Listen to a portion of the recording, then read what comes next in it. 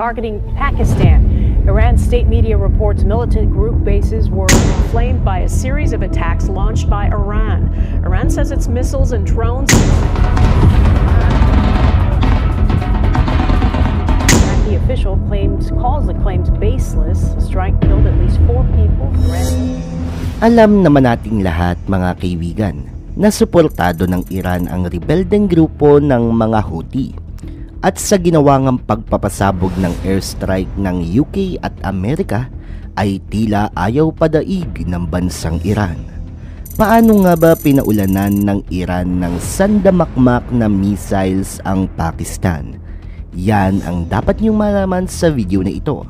Ngunit bago tayo mag-umpisa, kung di ka pa nakakapag-subscribe ay mag-subscribe ka na at i-click mo na din ang notification bell button upang ma-notify ka once may bago tayong mga upload.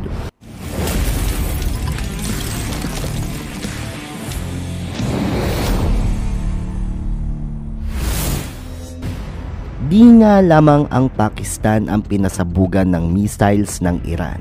Nauna na nitong pinasabugan ang Syria at Iraq ngayong linggo.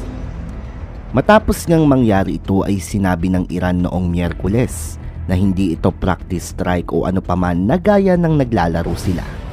Sila daw ay seryoso at determinado na patamaan ng mga kalaban kung kailan nila gusto. Dagdag pa ni Iran Defense Minister Mohammad Reza Ashtiani na sila daw ang mayroong pinakamalalakas na missile sa buong mundo. At kapag daw patuloy na inaapi ang Islamic Republic of Iran, ay magre-react sila o sa madaling sabi, mga kaibigan, ay di sila magdadalawang isip na gumanti. Ang reaksyon daw nila ay hindi literal, kundi mabigat, eksplosibo at proporsyonal.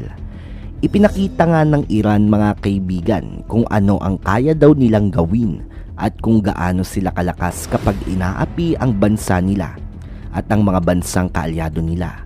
At sinabing ang ginawa daw nilang ito ay para bigyang babala ang Israel at ang Amerika na papalag sila kapag sila ay inaapi.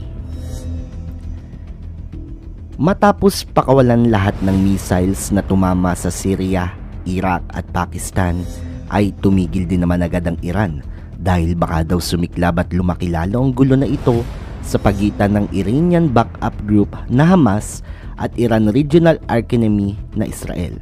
Sinasabi naman ng mga analyst, mga kaibigan, na ang gusto lamang ng Iran ay makita at sukatin ng mga kalaban ang puwersa at ang lakas nila. Kumbaga, mga kaibigan, ay nag-flex lang daw ng muscle ang Iran na hindi naman direktang nagpapahayag ng gyera kontra Israel, Amerika at mga kaalyado pa nila. Noong Martes ng umaga, mga kaibigan, ay nagkalat ang mga poster at banner sa Tehran, isang syudad sa Iran kung saan nagpupugay di umano ang mga mamamayan, at tuwang-tuwa pa sila sa ginagawang pagpapasabog ng missile ng Iran sa kanilang mga kalaban.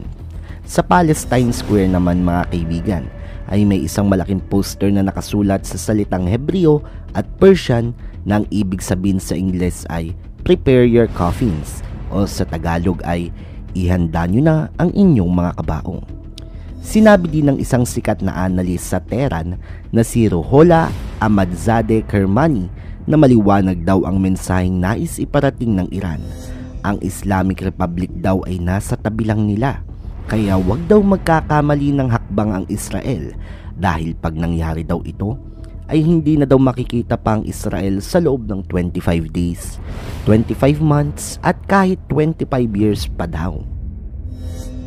Punta naman tayo ngayon sa pagpapasabog ng missile ng Iran. Pinasabugan nga ng missile ng Iran ang Syria, Iraq at Pakistan, kung saan mayroong 2 inosenteng bata na nadamay at namatay sa nasabing engkwentro. Sabi ng mga Pakistani officials na ito ay masasabing walang humpay na pag-atake sa kanilang teritoryo.